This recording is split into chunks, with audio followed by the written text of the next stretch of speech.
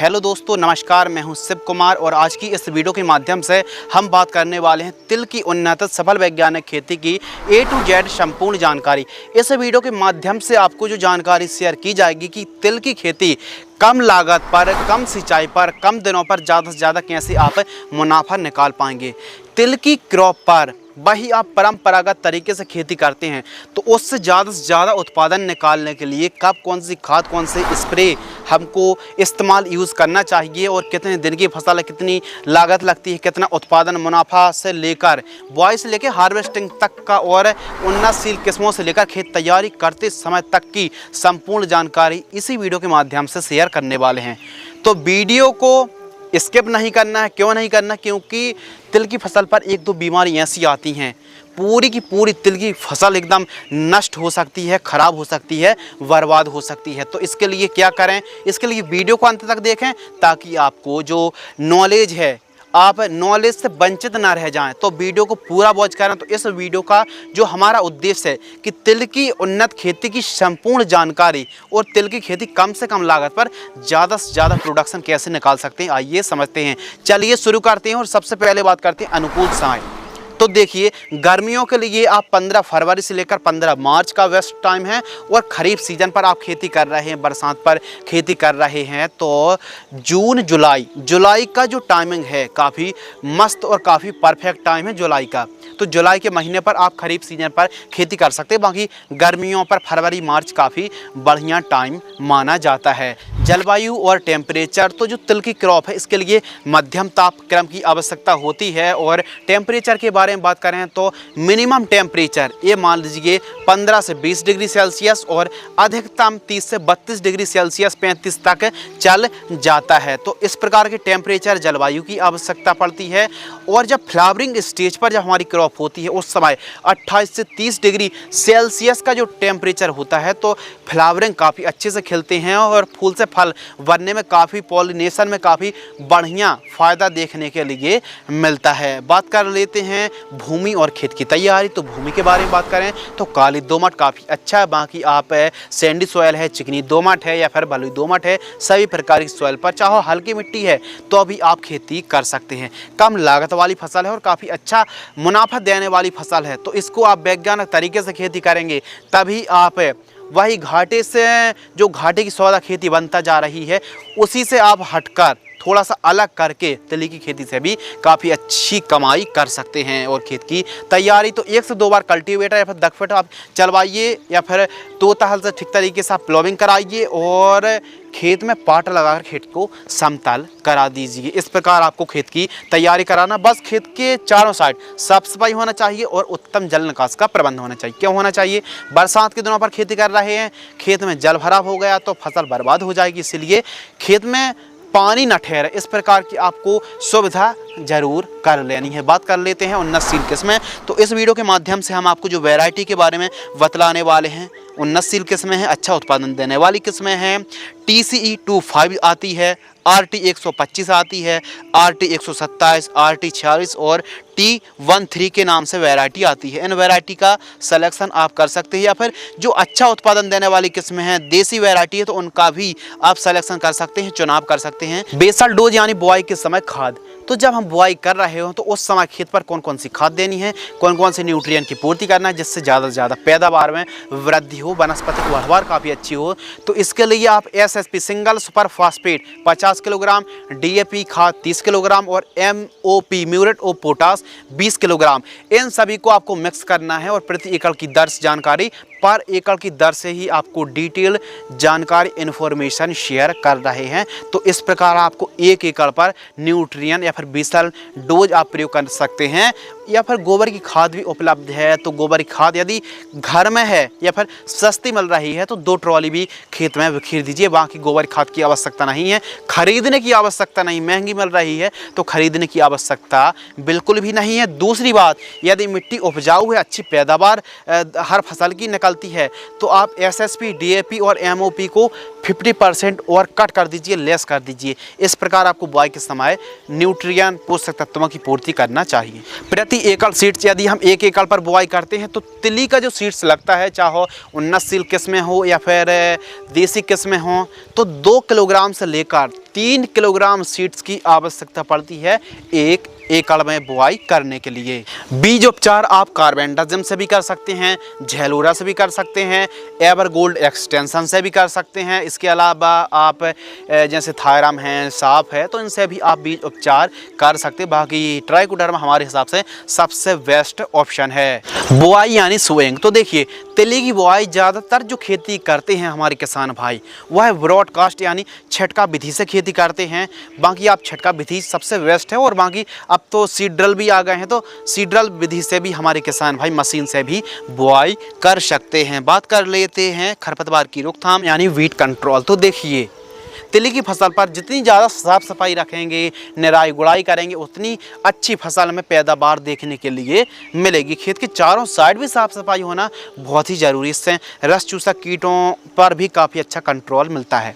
तो सबसे बेस्ट है निराई गुड़ाई करें, कुल्पा से या फिर निराई गुड़ाई सबसे बेस्ट ऑप्शन माना जाता है। रासायनिक के लिए पेंडामेथालिन 30% EC को आप यानी प्री इमर्जेंट हर्बिसाइड सबसे पहले बुआई करनी है, और बुआई के आपको तुरंत बाद एक काम करना है कि पेंडामेथालिन 30% EC को 800 ml 200 लीटर पानी घोल करके स्प्रे कर दीजिए। फिर 2-3 घंटे बाद आप सिंचाई करें, यानी पहले बुआई फिर खरपतवार नाशक स्प्रे, फिर 3-4 घंटे बाद सिंचाई पानी लगा दीजिए, तो खरपतवार उगेंगे ही नहीं। ये प्री इमर्जेंट हार्बिसाइड है।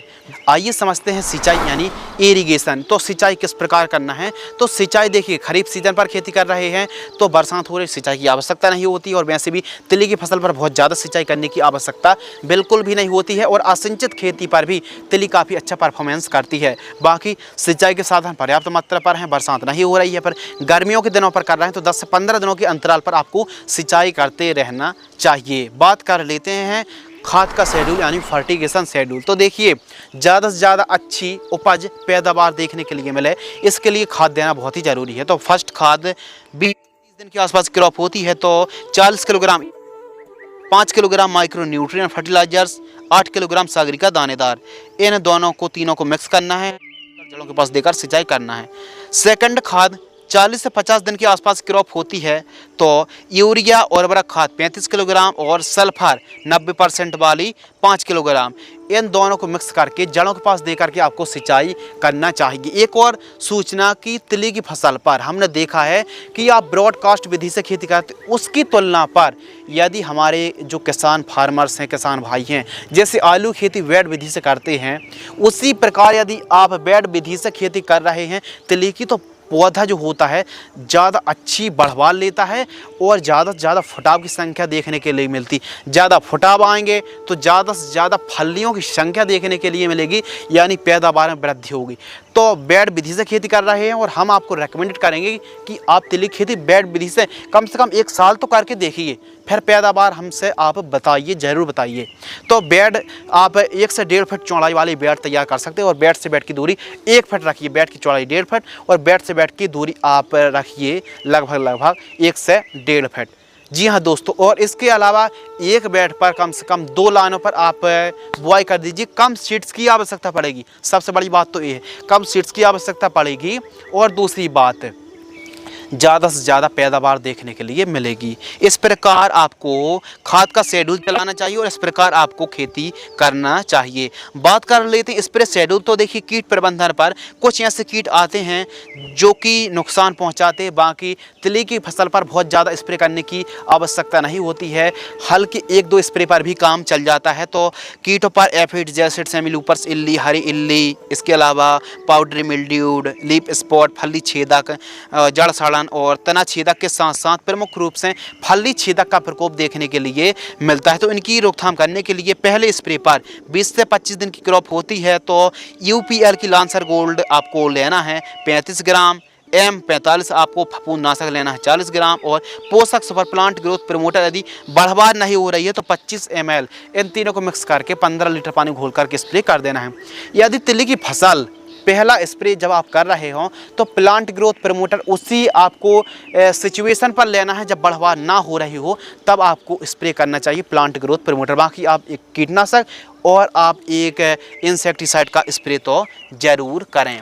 सेकंड स्प्रे, तिली की फसल 40 से 50 दिन के आसपास की होती है तो वायर कंपनी की सोलिमान इंसेक्टिसाइड 12 ml, स्वाधीन फंगिसाइड 40 ग्राम और फेंटाक प्लस टॉनिक 10 ml, इन तीनों को मिक्स करके 15 लीटर पानी घोल करके आपको स्प्रे करना चाहिए। बात करते हैं दोस्तों लागत, तो 1 एकड़ में 8 से 10 हज़ार रुपये के आसपास लागत लगती है। बहुत ज़्यादा खर्च करने की आवश्यकता नहीं होती तिली की फसल पर, मात्र 8 से 10 ही हज़ार अधिकतम खर्च हो पाता है। और ज़्यादा खर्च करने की आप कोशिश भी, प्रयास ही ना करें। इसमें कम से कम लागत पर ज़्यादा से ज़्यादा उत्पादन देखने के लिए आपको मिले। तो 1 एकड़ पर बात करते हैं प्रोडक्शन, तो 4 से 6 क्विंटल के आसपास 1 एकड़ में प्रोडक्शन देखने के लिए मिलता है। अब तो जो इंडियन गवर्नमेंट है, जो तिली की जो क्रॉप है, इस पर एमएसपी को भी तिलहनी फसल तिली को बढ़ावा दिया जा रहा है। बात कर लेते हैं लाइफ साइकिल, तो 80 से 85 दिन में तैयार हो जाती है। तो कहीं कुछ ऐसी वैरायटी है जो 100 से 105 दिन का टाइम लग जाता है। तो एक प्रकार से ये मान लीजिए 95 दिन से लेकर 100 दिन, 105 दिन के आसपास का टाइम तिली की फसल पर लग जाता है। बाजार भाव यानी मार्केटिंग रेट, तो देखिए अभी तो गवर्नमेंट एमएसपी काफ़ी अच्छा दे रही है, वृद्धि कर रही है। तो 8,000 रुपये से लेकर 12,000 रुपये प्रति क्विंटल का रेट देखने के लिए मिलता है। बात कर लेते हैं मुनाफा। तिली की खेती यदि आप 1 एकड़ पर करते हैं तो कितना आपको प्रॉफिट होगा, कितना अच्छा आपको लाभ होगा। तो लाभ, मुनाफा, नेट प्रॉफिट 2 महत्वपूर्ण बिंदुओं पर डिपेंड करता है। एक तो मार्केटिंग रेट पर और दूसरा उपज पर। उपज अच्छी हुई, मार्केटिंग रेट अच्छा मिला तो आमदनी भी अच्छी होगी। तो हम ये मान लीजिए कि हमने जो उपज है 1 एकड़ से निकाल ली 6 क्विंटल और हमको 10,000 रुपये क्विंटल का भी रेट मिल गया। तो हम 10 में हम 6 का इंटू कर देंगे तो 10,000 इंटू 6, तो लगभग 60,000 रुपये के आसपास हमारा मुनाफा होगा। मुनाफा में से लागत को घटा देंगे तो 60,000 रुपये में से हम 10,000 लागत घटा देंगे तो 50,000 रुपये के आसपास 1 एकड़ से नेट प्रॉफिट, शुद्ध आमदनी आ जाएगी। तो इस प्रकार खेती आप करते परंपरागत तरीके से, बस उसमें खाद स्प्रे ऐड करनी है तो अच्छी आपको लाभ होगी। लेकिन इससे ज़्यादा उत्पादन चाहते हैं, क्वालिटी वाला आप उपज चाहते हैं, क्योंकि जो वैरायटी आप लगा रहे हैं उन्नतशील किस्म हो और जब आप अपनी उपज मार्केट में ले जाएं तो 2 पैसा अच्छे से बिके, यह हर एक किसान भाई की चाहत रहती है। तो इस प्रकार यदि आप बैड विधि से खेती करते हैं तो वहीं जो आप 5-6 क्विंटल एकड़ से उत्पादन निकाल रहे हैं, कुछ किसान भाई तो ऐसी भी मतलब नौबत आ गई है कि मात्र 1 से 2 क्विंटल ही तिली का उत्पादन निकाल पाते हैं। कारण है कि केवल हमने बुआई तो कर दी, खेत में जाकर देखना ही नहीं है कौन सी बीमारी लगी, कोई लेना देना नहीं। तो हम आपको यही रेकमेंडेड करेंगे कि तिली की खेती यदि आप कर रहे हैं, कम सिंचाई के साधन है, हल्की भूमि है, तो अभी आप तिली की खेती कर सकते हैं। और बाद में जो पैरट्स की समस्या आती है यानी तोते नुकसान करते फसल को, तो उसमें देसी जुगाड़ लगा दीजिए जिससे एकदम शोर होता रहे और पशु जो जीव होते हैं, पशु पक्षी हमारी फसल को क्षतिग्रस्त ना करें। तो इस प्रकार आपको देसी जुगाड़ अपनाना चाहिए जिससे जो पशु पक्षी हैं हमारी फसल को क्षतिग्रस्त ना करें। बाकी आप बैड विधि से खेती करें, क्योंकि परंपरागत तरीके से तो खेती आप करते आ रहे हैं, पैदावार मिल ही नहीं रही है। तो इस प्रकार बैड विधि से इस साल खेती करके देखिए, आप पैदावार में आप पाएंगे कि कम से कम 2 गुना बूस्ट मिला है। तो इस प्रकार यदि आप तिल की खेती करते हैं तो कम समय पर, कम दिनों पर, कम लागत पर, कम बजट पर भी हमारे किसान भाई यदि तिल की खेती करते हैं तो काफ़ी अच्छा लाभान्वित हो सकते हैं। तो इस प्रकार 2-4 एकड़ पर खेती करेंगे तो काफ़ी अच्छे से आपको मोटा मुनाफा भी तिल की खेती से कमाई कर सकते हैं। तो उम्मीद करते हैं दोस्तों इस वीडियो से आपको कुछ नया, नॉलेजेबल, इंटरेस्टिंग जो ज्ञानवर्धक नॉलेज है, इन्फॉर्मेशन है, मिली होगी। यदि इसी प्रकार खेती किसान से जुड़ी जानकारी पाना चाहते हैं तो चैनल के साथ अभी सदस्यता ले लीजिए, चैनल को सब्सक्राइब कर लीजिए ताकि आपको इसी प्रकार खेती किसानी से संबंधित जानकारी का नोटिफिकेशन एकदम फ्री पर मिलता रहे। तो मिलते हैं इसी प्रकार कृषि कार्य से जुड़ी महत्वपूर्ण जानकारी के साथ, तब तक के लिए धन्यवाद, नमस्कार।